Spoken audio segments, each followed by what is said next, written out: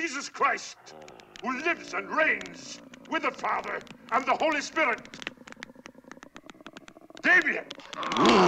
Alrighty, ladies and gentlemen, welcome to the Horror Mine, the home for all things horror. My name is Vic Shy, and this is the Scare Score, the show where I break down horror movies and tell you whether or not you'll be sleeping with a Care Bear at night for the next 2 weeks. This week, my friends, I'll be going over arguably one of the best horror films of all time, the original demonic possession film that started it all, 1973's The Exorcist. My friends, this is the film that every horror film about demonic possessions that have come after it have tried to dethrone. With its extremely creepy atmosphere, disturbing imagery, and amazing special effects, it is undoubtedly the gold standard of horror films, especially those involving demonic possessions. As always, thank you to everyone supporting the channel by watching my videos, commenting, and subscribing. We are almost to 200 subscribers on the channel, and I can't thank you all enough. The Exorcist has terrified audiences across the world since its release in 1973, and still stands as one of the scariest horror films to this day. But how scary is it? Let's find out as we tally up the Scare Score! Our movie begins under the scorching hot sun of northern Iraq. We see several people digging on an excavation site at some unknown ruins. It is here we meet Father Marin, a Catholic priest portrayed by the late Max von Sydow. He is told that they found several arrowheads and a coin that doesn't appear to be from the same time period. Father Marin notices a strange rock and discovers it is a small sculpture of the head of an unknown entity. Father Marin appears to recognize the face of the entity and seems almost nervous. We then see Father Marin at a local cafe and appears to be extremely weak and sickly. He goes to speak with another archaeologist, and while inspecting the strange sculpture, the pendulum clock on the wall suddenly stops.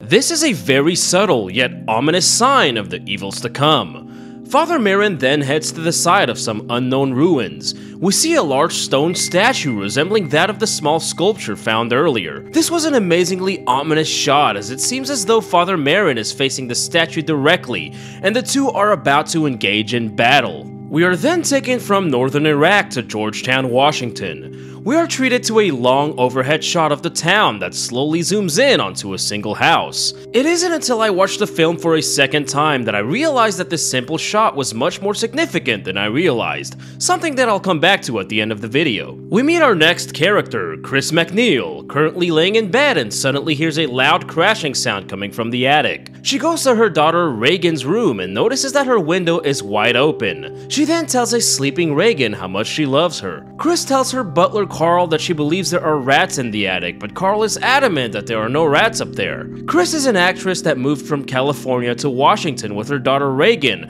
for the shooting of her new movie. On her way home from work, she notices a conversation between two priests, one of them being another one of our main characters, Father Damien Karras, who was seen in the audience during Chris's movie shoot. We see that Reagan is a sweet and innocent teenage girl that has a great relationship with her mother, which make the upcoming events in the film all the more tragic. Father Karras also shares a loving relationship with his mother, who lives alone in her apartment. We learn that Father Karras is also a psychiatrist and tells a fellow priest, Father Tom, that he feels he is starting to lose his faith. In the basement, Chris finds a Ouija board and Reagan says that she's been playing with it, telling her that she's been communicating with an unknown entity called Captain Howdy. One night, Chris wakes up to find Reagan lying in bed next to her. She says that she couldn't sleep because her bed was shaking. Chris suddenly hears the same crashing sound coming from the attic and decides to investigate with a candle. In the attic, she notices an untempered mousetrap and her candle suddenly blows out. Smells nice.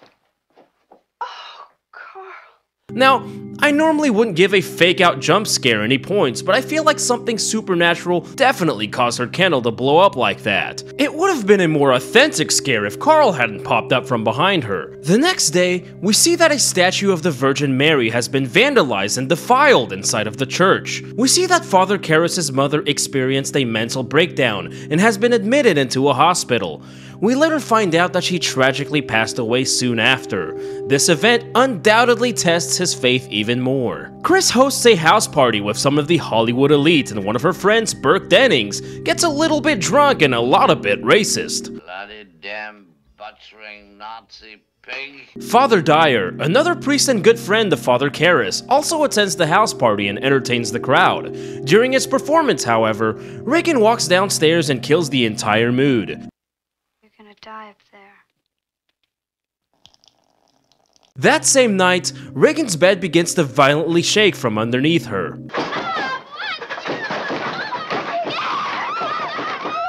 We see that the death of Father Karras' mom is starting to take an emotional toll on him as he experiences a terrifying nightmare. This is a very strange nightmare sequence that appears to have very dark implications. We see Father Karras' mother standing at the entrance of a subway tunnel. Her dialogue is inaudible, but I believe she is saying, "Help me." We then briefly see the face of an unknown demon before she walks down the steps as Father Karras attempts to run toward her. We also see the amulet found by Father Merrin in the beginning of the film fall to the ground, ending the dream sequence. It is my belief that it is actually the demon that killed Father Karras' mother. She was crying out for help before the image of the demon appeared and then walks down the steps, possibly being taken away by the demon. We now see that Regan is experiencing a drastic shift in personality. While at the doctor's office, she spits in the face of the doctor and curses at him. Dr. Berenger tells Chris that he believes her behavior is a result of a lesion in the frontal part of her brain, which to him also explains the shaking of the bed. They perform a procedure to get pictures inside of her brain, but the results all come back negative. The doctors get a call from Chris and decide to visit Regan at her home. As they enter her bedroom, we see Regan violently moving on her bed and seemingly being thrown around. She cries out for help but smacks Dr. Berenger as he tries to come close and even scratches her own face.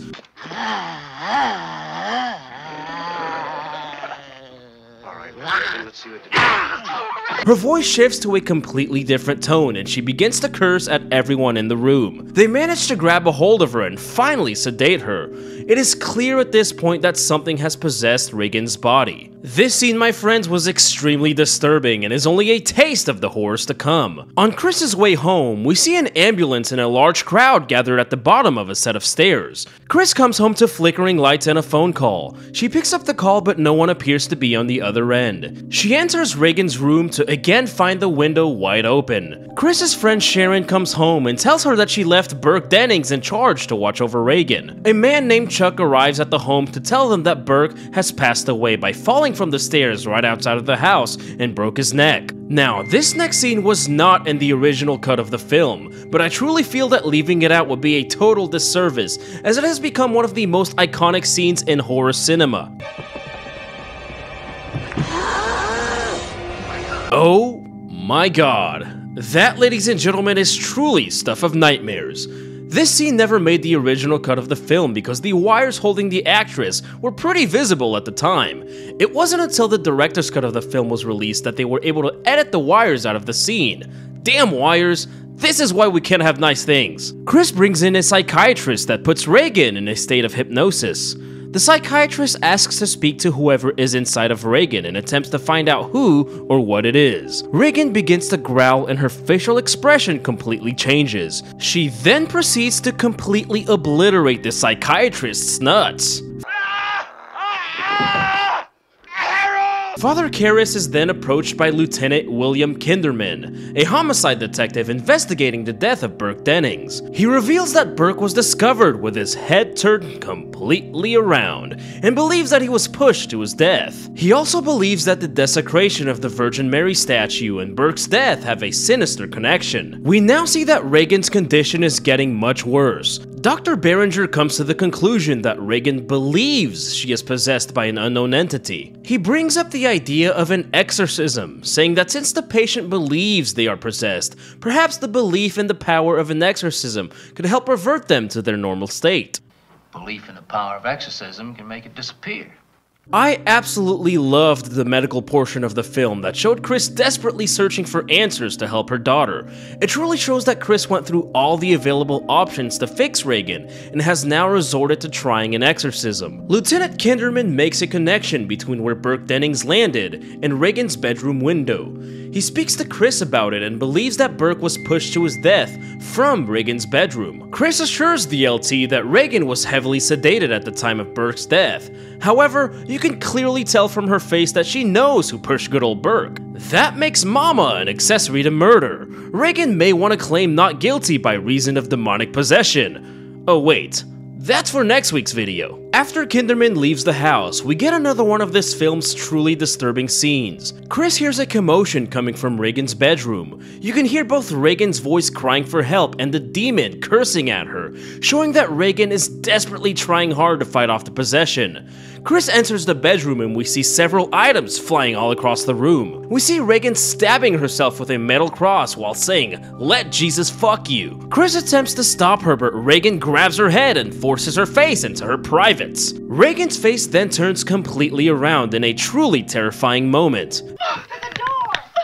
You know what she did? The entirety of this scene is disturbing and terrifying. You can hear innocent Reagan crying for help almost the entire time, and the traumatized look on Chris's bloodied face is horror at its absolute best. Chris meets with Father Karras and gets straight to the point by asking him to perform an exorcism on her daughter. He is very reluctant to do so, but agrees to meet with Reagan to assess the situation. Father Karras meets with the possessed Reagan, now strapped down to the bed, who claims to be the devil himself. The demon claims that Karras' mother is with them.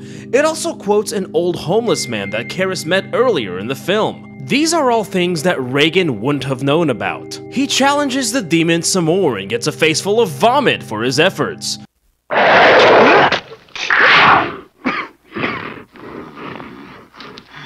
The next day, the demon tells Father Karras that he plans on staying inside Reagan until she rots and lies stinking in the earth. That's the overworded demonic way of saying until she's dead. He sprays some holy water onto Reagan, which seems to hurt the demon, which says that it burns.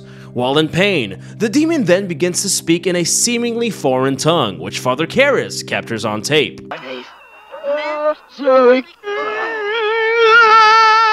He reveals to Chris that he actually sprayed regular tap water onto Reagan, who still reacted in a violent way, which really hurts his case of an authentic demonic possession. Chris reveals to Father Karras that Reagan killed Burke Dennings by pushing him out of her window, which shows him the dire need for the exorcism. He takes the recordings to an expert who tells him that the language was English spoken backwards. The demon can be heard saying, "Give us time, let her die, and I am no one." We also hear the demon say, "Fear the priest," and mention Father Merrin by name several times. While listening to the audio tape in reverse, he receives a phone call that genuinely scared the crap out of me.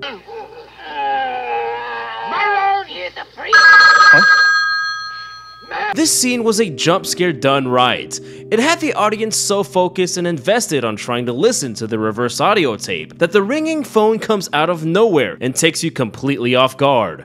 The phone call is from Sharon, who asks him to come over right away. She unbuttons Reagan's shirt to reveal that the words "help me" have suddenly formed onto her stomach. And this is the moment Father Karras thought to himself, yeah, let's do this exorcism like ASAP. He brings his evidence of Reagan's demonic possession to the head priest and requests permission to perform the exorcism himself. I love the fact that Father Karras admits that he doesn't really know if the possession is real. However, he is willing to try whatever it takes to help Reagan. He is not only battling a possible demon, but his own internal struggle with his faith as well. It takes him a lot faster than I thought it would to convince the church to allow the exorcism, but good thing it didn't take too long because I didn't sign up to watch the convincing. The head priest discusses the issue with Father Tom, and they conclude that Father Merrin should be the one to perform the exorcism and have Father Karras assist them. They discuss Merrin's qualifications to perform the exorcism and whether or not he is too old for the job. Must be all right. He's still running around digging up tombs. point taken. It is also revealed that Father Merrin performed an exorcism 12 years ago in Africa, an ordeal that lasted months and almost cost him his life. Father Merrin arrives at the McNeil house, and we get the epically iconic shot of him standing in front of the house. We see a close-up shot of Regan's face, seemingly sensing Father Merrin's arrival. It's as if the father and the demon are directly facing off against each other, both aware of the impending confrontation. Father Merrin meets Father Karras and the two prepare for the exorcism. Merrin tells Karras that the demon will try and engage them in conversation, and that it will mix lies in with the truth, but that they must not listen to it. The exorcism begins and the demon automatically reacts violently to it. Father Merrin throws holy water onto the demon and begins to read from the Roman ritual. The demon spits in the face of Merrin and tells Karras that his mother is sucking you-know-what in you-know-where. We then briefly see the image of the demon's true form, the same demonic face that was seen in Father Karras' nightmare in the beginning of the film. Regan's reactions during the exorcism are absolutely frightening and disturbing, and Linda Blair's performance is really amazing. Forgive those who trespass against us. Father Merrin places his hand on Regan's forehead, which causes the demon to throw up that nasty, gooey, green, demonic stuff. The exorcism is clearly taking a toll on Father Merrin, which amuses the demon, who seems unfazed. The demon then twists its head completely backwards, as we see its true face reflected in that of Regan's. The Holy Spirit! Damien! The demon causes the entire room to shake and then tells Karras that he is responsible for his mother's death, as he left her alone to die. This angers Father Karras, who takes the bait and responds by telling the demon to shut up. Suddenly, Regan's eyes turn completely white as her arm restraints undo themselves and her body slowly begins to rise into the air. The power of Christ compels you! The power of Christ compels you! The demon manages to smack Father Karras in the back, instantly dropping him. He tries to get back up, but the powerful demon once again shakes the entire room, and both priests fall to the ground. Seemingly outmatched, Father Merrin sees the true likeliness of the demon as Regan gets up on her knees and extends her arms. This is such a creepy and surreal scene. We see that the events in the beginning of the film have now come full circle. It's not mentioned in the film, but the demon that possesses Regan is called Pazuzu. It is the sculpture and statue of Pazuzu that Merrin sees at the beginning of the film, foreshadowing this very confrontation right from the beginning. Father Merrin continues to read from the Roman ritual and the demon temporarily calms down. Father Karras has a conversation with Merrin in which he asks why the demon possessed Regan in the first place, stating that it doesn't make any sense. This raises the question of when, how, and why the demon chose to possess Regan in the first place. The when and how are hinted at in the film, but the why is never truly revealed. The very first shot of Georgetown directly after northern Iraq is when I believe Pazuzu initially possessed Regan. The shot almost appears as a point of view shot of the demon flying overhead that eventually enters into the McNeil house, which is the crashing noise in the beginning of the film. This would explain why Regan's window was found wide open, hinting that the demon entered the house through it. As to how exactly Regan was possessed, I believe that she unknowingly made herself vulnerable to possession when playing with the Ouija board. By interacting with Captain Howdy, Pazuzu, she allowed the demon to take control of her body, which should have been relatively easy to do as Regan was pure and innocent. Nothing is ever really confirmed in the film, and these are strictly my opinions based on my own interpretations of the film. Let me know what you think in the comments down below. Before they start up again, Father Merrin excuses himself to the bathroom for some pills. Father Karras goes back in alone, genuinely concerned for Regan's physical condition, and tries to tend to her. The demon then attempts to trick Father Karras by speaking using his mother's voice. Father Karras again falls for the bait and angrily shouts that she is not his mother. You're not my mother! Knowing that he is too emotionally vulnerable, Father Merrin tells him to step out of the room. Now alone with the demon, Father Merrin proceeds to continue with the exorcism. Downstairs, Chris asks Karras if Regan is going to die. With conviction, he tells her that she will not die and heads back upstairs as Lieutenant Kinderman appears at the front door. Father Karras goes back inside the bedroom and tragically finds Father Merrin's dead body laying on the bed. He attempts to resuscitate him while the demon coldly watches from the corner of the bed. The demon then begins to giggle, causing Father Karras to enter full rage mode. He throws the demon to the ground and proceeds to apply some vicious ground and pound, as if he was fighting for a UFC contract. He tells the demon to come into him and take him. The demon rips off his necklace and seemingly transfers from Regan's body into his. We see the demon struggling inside of Damien and attempts to go back into Regan's body. However, Damien, seeing no other option, throws himself from the bedroom window and falls down the steps to his death. This caught me totally off guard, as I was not expecting the exorcism to end this way. I was so engaged in the exorcism scene that I was expecting it to last for at least another 30 minutes, and I didn't think that it would end with both Father Merrin and Father Karras dying. We see that Damien's sacrifice worked, as Regan now appears to have full control of her own body again. A crowd quickly gathers around him and Father Dyer automatically comes to his aid. In tears, he asks Damien if he wishes to confess. However, in his last breath, he grabs a hold of Father Dyer's hand without uttering a word. I'm addressing him as Damien now because I truly believe that that's who he died as. In his final moments, he made a selfless choice to save Regan's life, knowing that it would cost him his own, not for the church, not as a doctor, but as Damien. In the film's final scene, Father Dyer visits the McNeils as they move out of the house. Chris tells him that Regan has no recollection of the events that took place. Regan comes out of the house looking as innocent as she did in the beginning of the film. She greets Father Dyer and notices his priest collar. She then gives him a kiss on the cheek and walks off. This was an extremely satisfying moment for me in the film. After everything that happened, it seemed that we as the audience were just as possessed by the demon as Regan was. Seeing Regan finally free and back to her normal self feels like a huge relief and really brought a smile to my face.